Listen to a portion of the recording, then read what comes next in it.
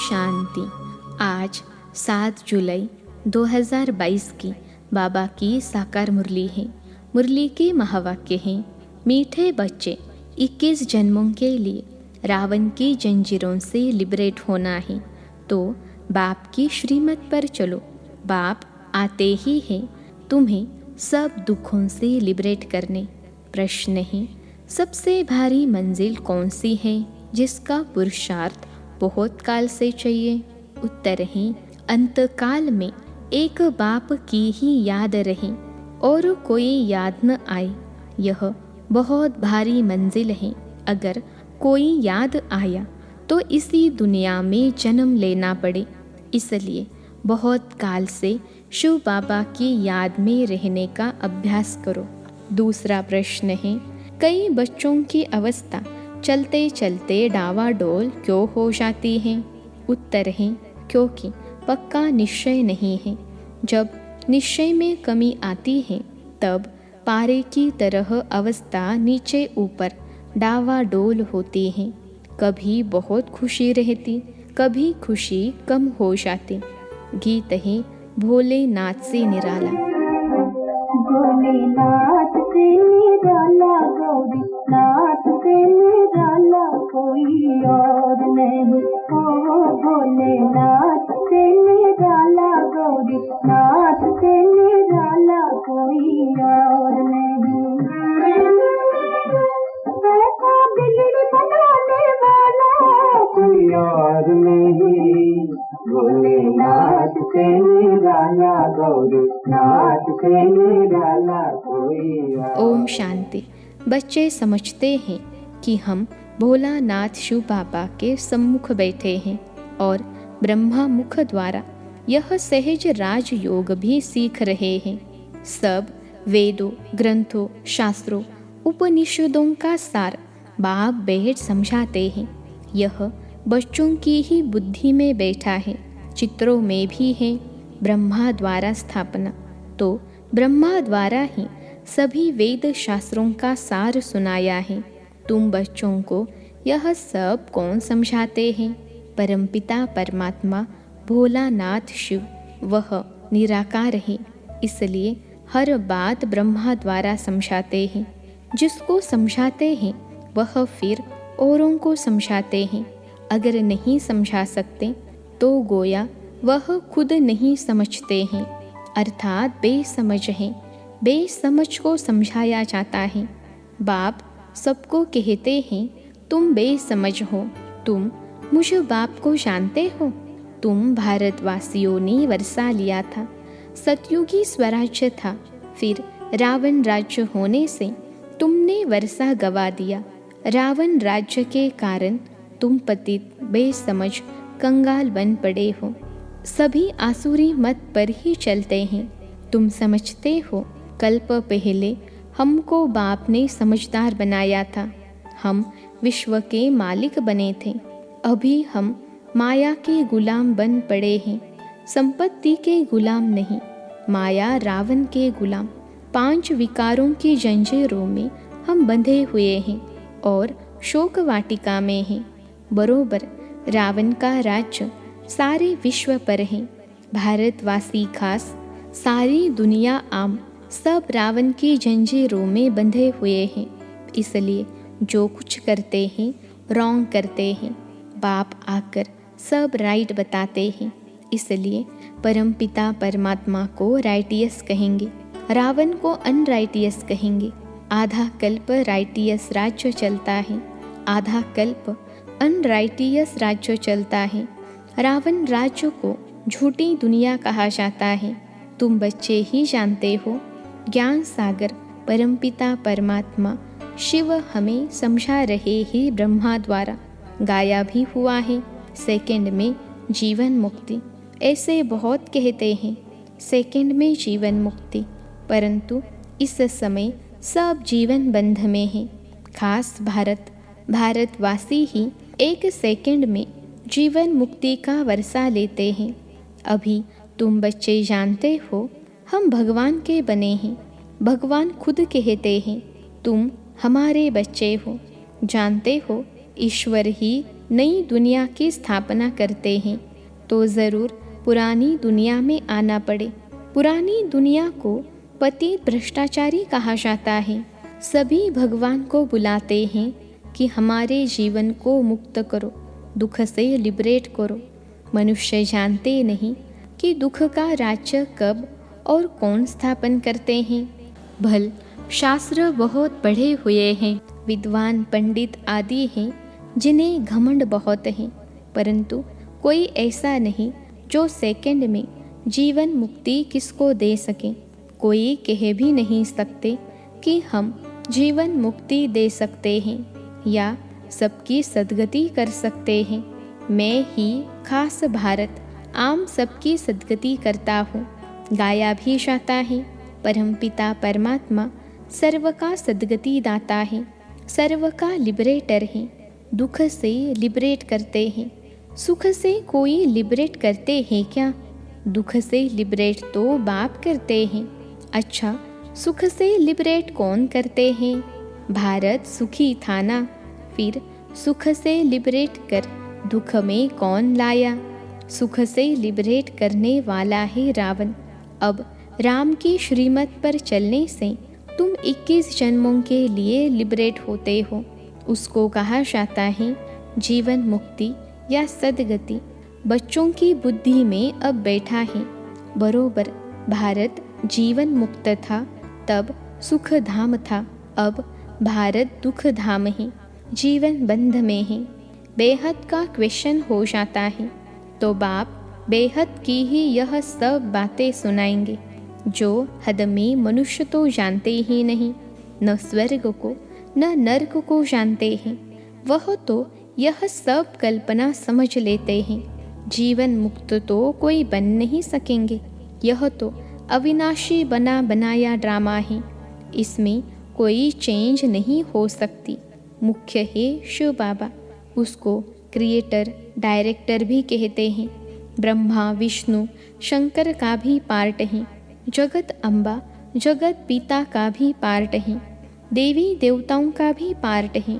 फिर इस्लामी बौद्धि आदि आदि अपना अपना पार्ट बजाते हैं। वही पार्ट फिर सबको बजाना है। फिर पार्ट में एक धर्म हो जाएगा, फिर दूसरे धर्म वाले अपने समय पर अपना पार्ट रिपीट करेंगे। अभी तुम जानते हो इस समय ब्राह्मण कुल की रिपीटिशन है। प्रजापिता ब्रह्मा से ब्राह्मण कुल की स्थापना होती है, उनको ब्राह्मण संप्रदाय कहा जाता है। क्राइस्ट से क्रिश्चियन संप्रदाय की रचना हुई। परमपिता परमात्मा ने ब्रह्मा और ब्रह्मा द्वारा ब्राह्मण संप्रदाय रचे, तो फिर वह इतने सब मुख वंशावली होंगे। कुख वंशावली तो हो न सके। कहते हैं ना तुम माता पिता, तो यह सब एडॉप्टेड चिल्ड्रन हैं। यह है ही एडॉप्शन। पहले ब्रह्मा को एडॉप्ट किया, फिर ब्रह्मा द्वारा तुम ब्राह्मण ब्राह्मणियाँ एडॉप्ट होते हो। तुम जानते हो हम शिव बाबा के पोत्रे ब्रह्मा के बच्चे हैं। पहले एक ब्राह्मणों का कुल है, बड़ा भारी कुल है, अभी ही एडॉप्ट करते हैं। फिर कभी यह एडॉप्शन होती ही नहीं, सन्यासियों की होती है। वह अपने जिज्ञासियों को एडॉप्ट करते हैं। कहेंगे तुम हमारे फॉलोअर्स कहला न सको, घर बार छोड़ कफनी पहने तब फॉलोअर्स कहा जाए। यहाँ तुम हो ब्राह्मण, तुमको यही सच्चा सहज राजयोग का रास्ता सबको बताना है, कुछ न कुछ समझाना है। एक सेकंड में बाप से वर्षा मिलता है, परम पिता परमात्मा से जरूर मुक्ति जीवन मुक्ति का ही वर्षा मिलेगा। शिव बाबा को ही याद करना है। सब आत्माओं का बाप है शिव, उनको याद करने से तुम स्वर्ग का मालिक बनेंगे। लौकिक बाप को याद करने से स्वर्ग के मालिक नहीं बनेंगे। भल घर में रहो परंतु शिव बाबा को याद करो। हम आत्मा शिव बाबा की संतान हैं, इसी निश्चय में रहना है। पूरा निश्चय न होने से ही अवस्था डावाडोल होती है। जैसे पारा होता है ना, अभी अभी खुशी का पारा चढ़ता है, अभी अभी भूल जाएंगे, अभी बाप कहते हैं तुमको घर वापिस जाना है, फिर आकर नई खाल लेंगे। तुम जानते हो हम पुनर्जन्म लेते आए हैं। सर्प के लिए पुनर्जन्म की बात नहीं होती। वह एक पुरानी खाल छोड़ दूसरी नई ले लेते हैं। वैसे तुमको भी बदलना है। मनुष्य जब बूढ़े होते हैं तो कहते हैं अब जाना है, झट साक्षात्कार होता है। अभी हम बालक बनने वाले हैं। उनको पता है कि अभी हम शरीर छोड़ बालक बनेंगे, फिर सतोप्रधान शरीर मिलेगा। पुराने शरीर को जड़ जड़ीभूत कहा जाता है। दुनिया भी पहले नई होती है, फिर कला कम होती जाती है। इसलिए 4 भाग रखा गया है। कहते हैं कल्प की आयु तो बहुत बड़ी है। कल्प में 84 लाख योनियाँ लेनी पड़ती हैं। तुमने तो कल्प को छोटा कर दिया है। फिर दुख देखो कितना है।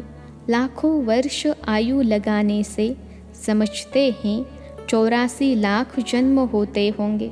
यह बाप बैठ समझाते हैं। यह कभी भूलना नहीं चाहिए। स्टूडेंट टीचर को कभी भूलते नहीं हैं। तुम भी जानते हो हम पढ़ने आते हैं ईश्वरीय क्लास में। मुरली सब सेंटर्स वाले सुनते हैं। पढ़ाने वाला तो एक ज्ञान का सागर ही ठहरा।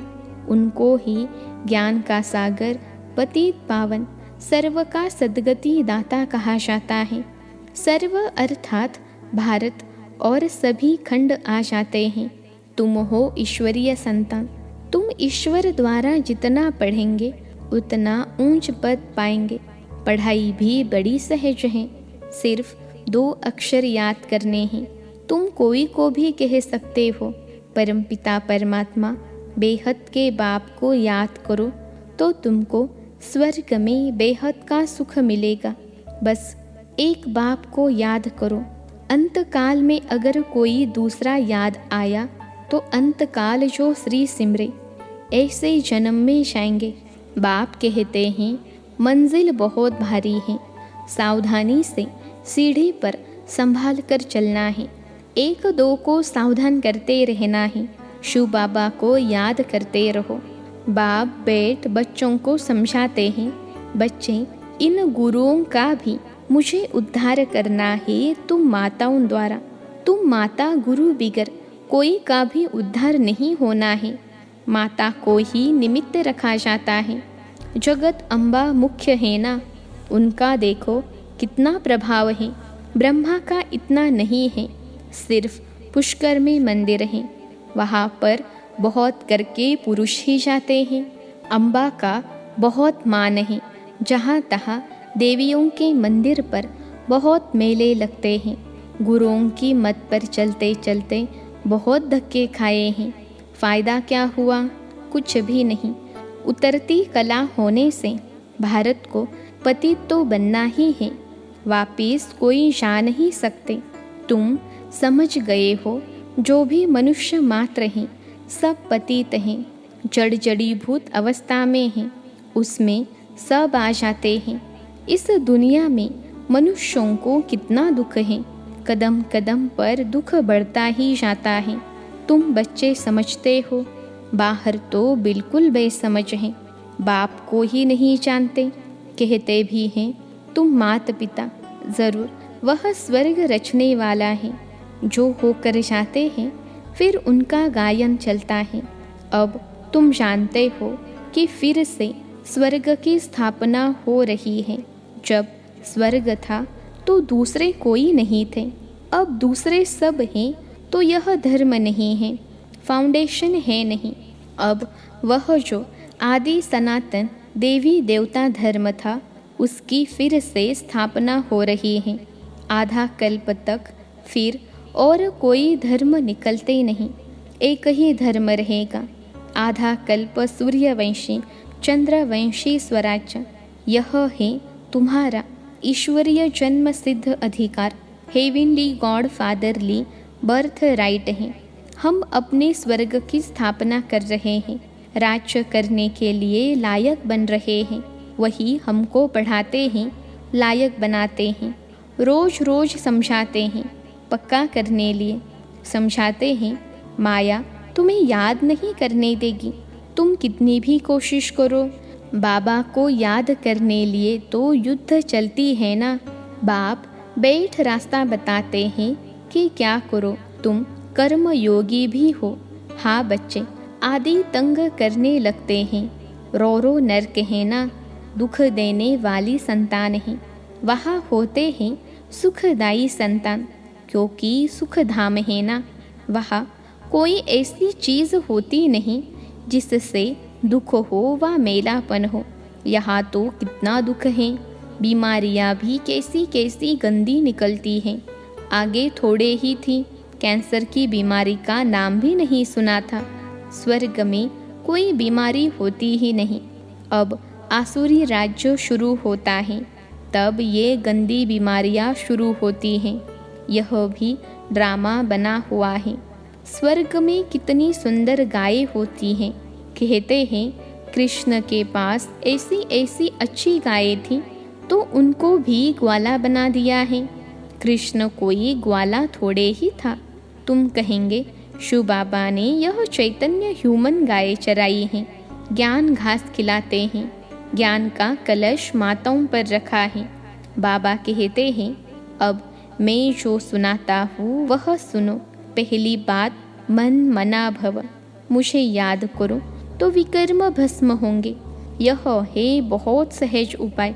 अच्छा, मीठे मीठे सिखिलते बच्चों प्रति माता पिता बाप दादा का याद प्यार और गुड मॉर्निंग। रूहानी बाप की रूहानी बच्चों को नमस्ते। हम रूहानी बच्चों की सिखिलते रूहानी माता पिता बाप दादा को याद प्यार, गुड मॉर्निंग और नमस्ते बाबा नमस्ते। धारणा के लिए मुख्य सार।